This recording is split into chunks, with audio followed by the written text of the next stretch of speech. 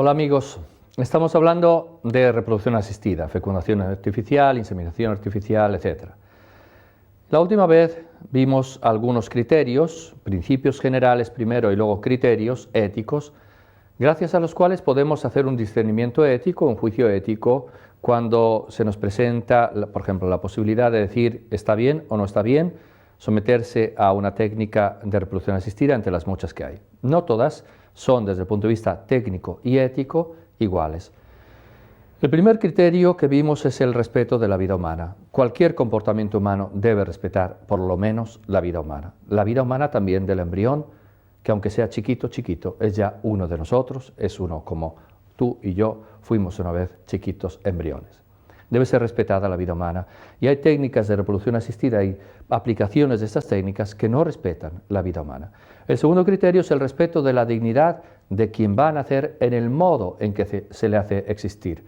Como nosotros hacemos que un niño venga a este mundo, como fruto de un acto de amor esponsal, eventualmente con la intervención de un técnico que ayuda para que el acto sexual realizado por los esposos pueda dar fruto natural, o como producto, como un resultado de un mero acto técnico.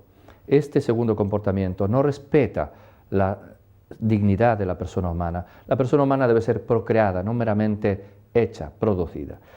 El tercer criterio, muy importante también, es el respeto del ser humano, que es un resultado de la ayuda de los técnicos, en cuanto a su desarrollo, respeto de su desarrollo psicosocial armónico. Vamos a ver este tercer criterio, porque los otros dos ya los vimos en la vez anterior. Respeto de la integridad psicosocial, psicológica. ¿Qué significa eso? Nosotros tenemos una responsabilidad no solo en relación con las personas cuales tenemos que ver en el trato de cada día, sino también, eventualmente, una responsabilidad hacia las personas que hoy no existen, pero que un día existirán, y existirán de un modo u otro, en unas circunstancias u otras, según cómo nos hayamos comportado nosotros. Tenemos una responsabilidad en cuanto a condicionar o no condicionar de un modo u otro la vida de las personas antes de que ellas nazcan. Hay que evitar, por lo tanto, cualquier tipo de comportamiento en cuanto a la reproducción asistida se refiere, que pueda crear situaciones que pueden comprometer su identidad, su integridad psicosocial. Psicosocial significa su psique, su psicología social en relación con los demás, su colocación con el padre, con la madre, con los demás, su sentido del propio yo, quién soy yo, qué relación tengo con los demás. Este tipo de comportamiento, o mejor, de relación vivida por la persona, se determina mucho en su primerísima infancia y desde el momento en que hoy día también la hacemos existir de un modo u otro con unas relaciones parentales o con otras. Para esto hay que tener en cuenta la importancia de la figura del padre y de la madre.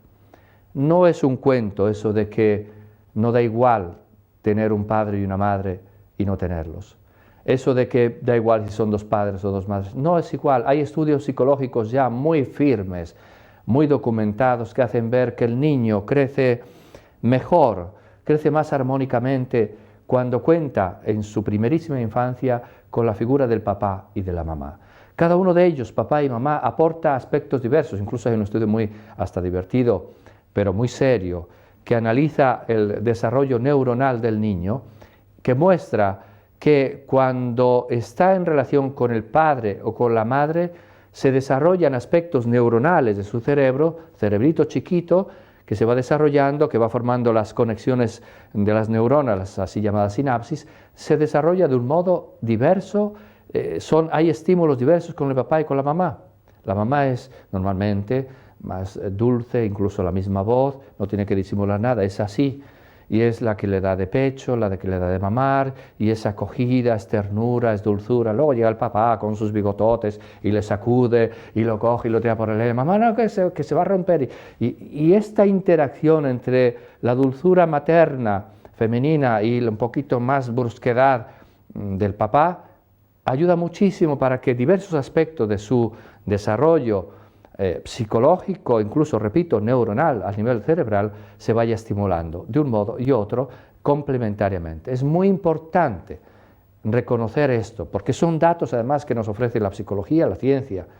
Hay un estudio muy interesante en Estados Unidos, un libro que se llama Fatherless America, América sin padres en el sentido del hombre, el varón padre. Y hacen ver que hay un montón de problemas en el desarrollo de los niños, en la adolescencia, que lleva a la drogadicción, a la violencia, etcétera, etcétera, por falta de simplemente la presencia de la figura paterna en casa, hasta el punto de que se han inventado las Father Clinics, clínicas para aprender a ser padre, para que el señor que tiene un hijito pequeño vaya y sepa estar con su niño y sepa convivir con él, sepa ser padre, por la importancia que tiene. Entonces resulta que hay comportamientos, hay aplicaciones de reproducción asistida que alejan la figura del padre.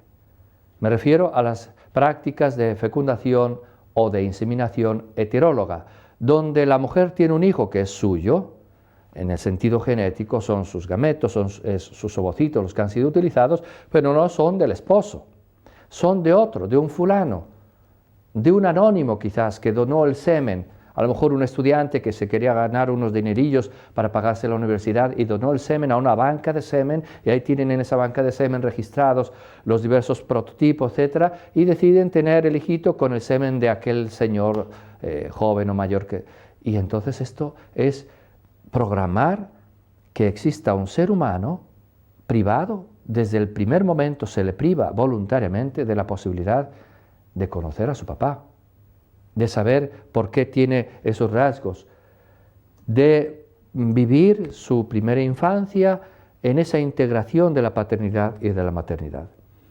Todo niño tiene derecho a nacer y crecer en un entorno familiar normal. No hay familias ideales, no nos hagamos tontos, no hay familias angélicas. En todas las familias hay problemas, hay conflictos, hay dinamismos de tira y afloja, pero por lo menos hay que respetar el derecho a poder nacer en una familia normal, con sus dinámicas normales, y no privarle voluntariamente de que pueda el niño crecer con un padre y una madre.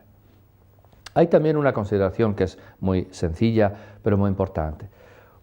La diferencia moral, es decir, de nuestra responsabilidad, entre administrar algo que ha pasado y provocar algo voluntariamente, una situación negativa, que nosotros podemos, pues que se da, sucedió y como dicen en México, ni modo que se pueda hacer, pues hay que administrarlo, y otra cosa muy diversa es que nosotros voluntariamente lo provoquemos. Me refiero a esto porque hay veces que se hace este tipo de objeción a lo que estoy diciendo. Bueno, ¿qué tiene de malo la fecundación heteróloga? O sea, con el gameto, normalmente es inseminación o fecundación con el espermatozoide proveniente de alguien que no es la pareja, que no es el marido. ¿Qué tiene de malo? Al fin y al cabo también hay niños huérfanos y no son malos, y no es malo. A ver, un momento. Son dos cosas muy diversas. Si hay un niño huérfano privado, por ejemplo, de conocer a su padre, o incluso a su padre y a su madre, porque murieron, porque hubo... Paciencia, vamos a manejarlo del mejor modo posible, sabiendo precisamente que eso genera problemas para el desarrollo del niño. Vamos a tratar de ayudarle lo mejor posible para que esos problemas tengan el menor impacto posible. Pero si una persona abandona voluntariamente, culpablemente a su hijo, comete una grave injusticia con él, por privarle del derecho a crecer con sus padres. Y si alguien luego adopta a ese niño, pues no le está privando quien adopta de ese derecho, pero alguien ya lo hizo. Y lo mismo pasa también con las técnicas de reproducción asistida. Ahí se trata de abandonar, se trata de programar que exista un ser humano que va a ser privado para siempre, siempre, de la posibilidad de conocer, de amar a su padre o a su madre. Esto es muy serio, esto es muy grave. No se juega con esto. Es un insulto a la dignidad de la persona. Me acuerdo una vez, estaba dando una conferencia sobre este tema, allá en Roma, y había una joven que levantaba continuamente la mano, como muy nerviosa, decía, a ver, cálmese, cálmese, cuando termine ya preguntas. Y insistía, ya al final, a ver, diga, ¿qué quiere? Y dice, padre, nada más quería decir que yo tengo ese problema. Dice, yo soy huérfana, nunca conocí a mis padres. Y además dice, y además ahora me estoy quedando calva, y que no te preocupes, eso no es un problema, te lo digo yo, que no hay ningún problema. Dice, no, no, no, pero que usted se ríe, pero es que para mí es importante, porque soy mujer, además quería ser cantante, pero lo que me ha frustrado muchísimo es que fui hace poco al médico para hablar de mi problema, y me dijo, bueno, vamos a ver la historial de tu papá, posiblemente de ahí viene. Le tuve que decir, es que no conozco a mi padre, no sé quién es.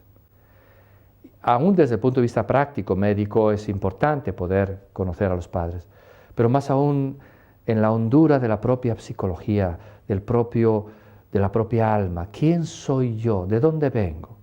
¿Por qué tengo esta nariz así? ¿Por qué tengo este temperamento? ¿De dónde vengo? Y vean, de dónde vengo significa también en el fondo quién soy yo. No es justo que con las prácticas de fecundación heteróloga se programe que este niño nazca sin que nunca jamás pueda saber de dónde viene. ¿Por qué es así?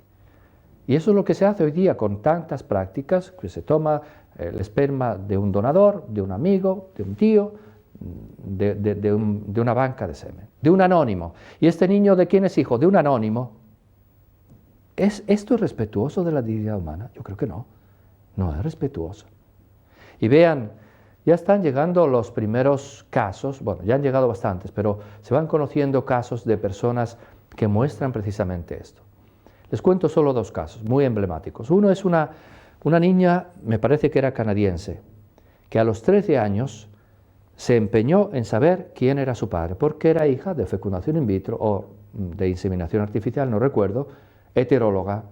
Ella lo supo y dijo, yo quiero saber de dónde vengo y quién soy yo, quién es mi padre. Pero normalmente las leyes prescriben el anonimato, que no se pueda saber quién es el padre que donó el señor que donó ese esperma y del cual ha nacido este niño. Hoy día ya se está cambiando un poquito precisamente porque se ha visto que es conveniente que por lo menos se pueda, aunque sea anónimo, se pueda a través de código saber quién es el padre biológico de esa criatura. Los jueces, ella llegó a llevar su situación ante los jueces, porque estaba empeñada, quiero saber quién es mi papá. Y los jueces le tuvieron que decir, mira chica, según la ley no te lo podemos permitir. Y ella llegó a intentar el suicidio, por la desesperación profunda, la frustración profunda que sentía, se sentía como denigrada en su dignidad. O sea, me han hecho existir y me prohíben que yo conozca quién es mi papá. Y otro caso es un poquito más reciente, salió en la primera página de un periódico muy importante, nacional, en Estados Unidos. Es una joven que tenía en ese momento 18 años, que escribió una carta al director, un artículo muy bien pensado, en el cual ella contaba su experiencia, decía cómo su mamá, que nunca se había casado ni quería casarse, quiso sin embargo hacer la experiencia de la maternidad y por lo tanto a través también de la fecundación in vitro o de la inseminación heteróloga había logrado tener esta niñita tan hermosa. Y ella estaba toda contenta, la mamá, pero la hija en un momento también dijo, bueno, ¿yo quién soy? ¿De dónde vengo? Y ella lo cuenta muy bien en su artículo, yo sé que soy muy tozuda y muy cabezona por mi mamá, porque es así. Pero otros rasgos de mi personalidad no sé de dónde vienen. Y yo quería conocerlos. Y se puso tan cabezona, lo que le venía de su mamá, que buscó a través de internet y llegó a dar, a través de la clínica, con la figura de su padre. E incluso se pusieron en contacto, cuenta ella cómo se vieron, cómo platicaron, se conocieron, pero con el dolor que sintió al final cuando esta persona le dijo, mira, tú eres mi hija en el sentido biológico, pero yo no soy tu padre, yo no soy tu padre, olvídate de mí. Y la frustración que ella sintió la expresa con una hondura terrible. Y dice, fíjense que ya estamos llegando a las generaciones, en ese momento, repito, ella tenía 18 años, que nos damos cuenta de todo esto. Ustedes los mayores están realizando todos sus sueños, ¿verdad? Hacen lo que quieren tener un hijo, no lo quieren tener, qué bonito, pero piensan en nosotros, ¿se acuerdan de nosotros cuando deciden actuar como actúan? Y empiezan a llegar las generaciones que somos conscientes de eso, casi incluso a mí me da la impresión de que hasta lanza una especie de amenaza, van a empezar a llegar también denuncias. Y yo creo que sería normal que alguien denunciara a quien le ha hecho existir de ese modo, sin pensar en su propio bien. Por lo tanto, todas estas prácticas que llamamos de fecundación heteróloga son prácticas que deben ser evitadas. No es justo Igual hay que decir de otras prácticas que tienen mucho que ver con esto, como la maternidad surrogada. Pero vamos a hacer ahora lo siguiente. Les voy a presentar una lista de otro tipo de elementos que entran en juego muchas veces con la reproducción asistida, por lo menos con algunas de las técnicas. Por ejemplo, tenemos las prácticas heterólogas, de las que acabamos de hablar. La fecundación in vitro, o la inseminación artificial, o la GIFT, o la misma ICSI, la microinyección citoplasmática de espermatozoide, que es un tipo de fecundación in vitro, se pueden practicar de modo homólogo o heterólogo. Homólogo cuando los dos gametos provienen del padre y de la madre, o sea, del marido y de la mujer; heterólogo cuando uno de los dos o los dos provienen de alguien que no pertenece a la pareja. Pero hay también lo que citaba hace un momentito, la maternidad surrogada, o sea, hacer la fecundación in vitro, obtener el embrión en el laboratorio y luego transferir el embrión no en el útero de la que luego será su mamá, sino en el útero de una mujer que lo alquila o lo presta solamente para la gestación.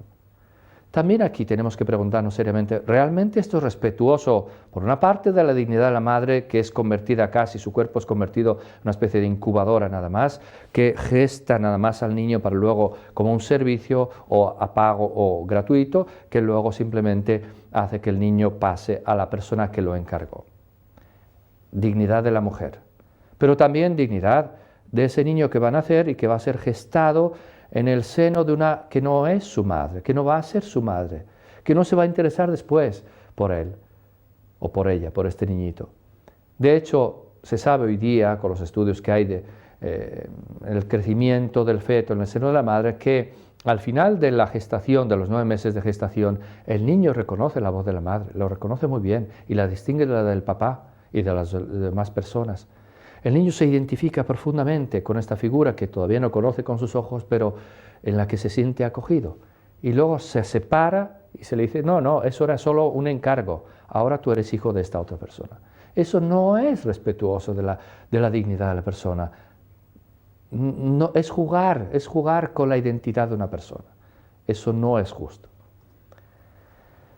Otra práctica que muchas veces se realiza en ocasión de las técnicas de reproducción asistida es la transferencia de varios embriones. Ya que estamos, dicen algunos, pues producimos varios embriones y luego los introducimos y a ver cuántos pegan, a ver cuántos anidan. Y esto muchas veces comporta problemas muy serios. Se transfieren 4 con la esperanza de que 1 o 2 aniden. Ya esto es muy serio. Es decir, yo transfiero 4 seres humanos con la esperanza de que 2 mueran. Esta es mi intención. O de que 3 mueran, porque estas personas me han encargado un bebé, un niño, yo quiero darles uno, pero para que haya más chance, más posibilidad, entonces yo transfiero 3 o 4. Pero además hay otro problema, que resulta que a veces anidan 3 o 4, y entonces, ¿qué pasa? Que eso produce también pues, un parto gemelar, un embarazo que muchas veces es difícil para la madre y para los embriones, para los fetitos, que a veces mueren varios de ellos. Se está jugando con el fuego. Simplemente se quiere lograr el resultado y entonces adelante, sin pensar realmente en las consecuencias de lo que se hace, que son serias. Otra práctica que se está llevando a cabo demasiado es la congelación y el abandono de los embriones. Es decir, congelar embriones, ponerlos en una temperatura de unos menos 196 grados para detenerles en el tiempo, que no se desarrollen. Se detiene el movimiento molecular y por lo tanto el movimiento celular y por lo tanto el desarrollo del embrión. Es como si ahora a mí me congelaran y me dejaran así, quién sabe, varios años sin que yo me pudiera desarrollar, sin que pudiera seguir adelante en mi vida. ¿Esto es respetuoso? No, esto no es respetuoso de la dignidad de la persona. Y además comporta serios peligros. Uno de los peligros es el que les decía antes, simplemente un 60% de los embriones congelados y descongelados sigue adelante, un 40% muere. Es decir, se pone en un grave peligro de muerte a estos embriones. Y hay otro peligro, que no se sabe todavía hoy bien cuáles son las secuelas, las consecuencias de esta violencia tan fuerte. Congelar a un ser humano, aunque sea chiquito, es muy brusco. Detenerle en el tiempo es muy violento. Congelarlo y descongelarlo es muy peligroso y se sabe que se están dando ya consecuencias muy serias por todo lo que se refiere a las prácticas de fecundación in vitro y muy concretamente a la congelación de los embriones. Parálisis cerebral, 5 veces más de incidencia de parálisis cerebral entre los niños que han sido producto de fecundación in vitro y congelados como embriones y los nacimientos normales. Parálisis cerebral no es ninguna broma, es muy serio. Y se sabe que hay esa mayor incidencia, como también hay mayor incidencia de partos gemelares, mayor incidencia de nacimientos prematuros con todas las consecuencias graves para la salud del niño que eso puede comportar, etc. Y de nuevo se está actuando un poquito alegremente a ver qué pasa, sin tomar suficientemente en serio esas serias consecuencias. Desde luego sabemos cómo muchas veces se están usando los embriones para experimentar con ellos. Hablaremos después del tema de las células madre o troncales, precisamente para ver que se pretende seguir utilizando a los embriones simplemente para obtener de ellos células que pueden ser útiles para otras personas. Y luego está una práctica que a mí me impresionó mucho la primera vez que oí hablar de ella. Era un congreso en Milán, me parece que fue, donde por primera vez se explicó con toda frialdad cómo cuando se transfieren varios embriones y más de uno anida y la pareja dice, oiga, nosotros hemos pedido uno, decía esta persona, bueno, entonces estamos aplicando lo que llamamos reducción embrional. Simplemente uno dice, bueno, reducción embrional, ¿qué tiene de malo una reducción embrional? Suena como muy técnico y muy aséptico.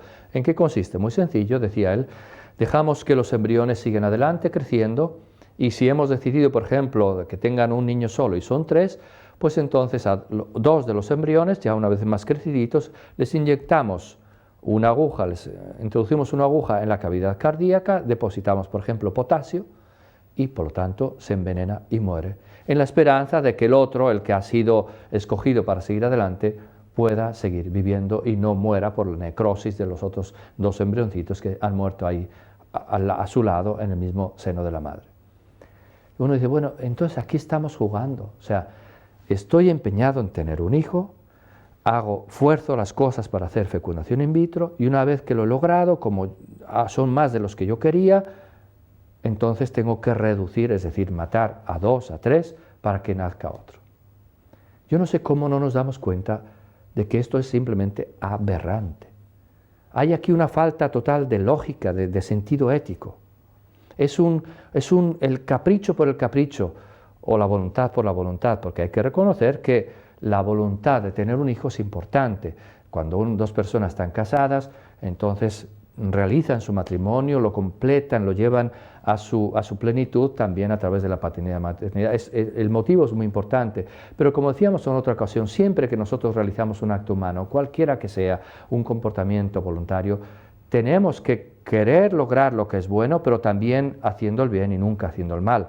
Nunca debemos permitirnos lograr un resultado, por más sublime que sea, por más importante que sea, pasando por encima del bien de los demás. Y aquí se está haciendo eso. Quiero tener un hijo y entonces tengo que tenerlo. Y como luego quiero 1 y no 3, pues entonces hay que reducirlo. Y los que sobran, ¿qué se hacen con ellos? Pues entonces los congelamos. Pero señores, ¿a dónde estamos yendo? ¿A qué estamos jugando? Siempre tenemos que buscar el bien, pero nunca a través del mal.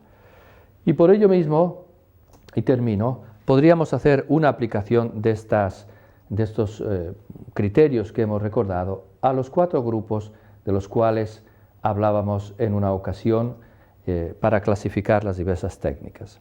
Si nosotros estos criterios que hemos visto, respeto de la vida humana y de la salud humana, respecto de la dignidad en el modo en que procreamos a una persona y por lo tanto que el técnico no sustituya al acto esponsal, al acto sexual de los esposos, sino ayude simplemente para que ese acto pueda dar su fruto natural. Y tercero, el respeto de la dignidad de la persona en su desarrollo psicosocial y por lo tanto no ponerlo en condiciones que puedan hacerle un daño, podríamos aplicar esto a los 4 grupos y decir, en el primer grupo no hay ningún problema de tipo ético porque se trata solo de transportar los ovocitos y dejar que la naturaleza siga su curso.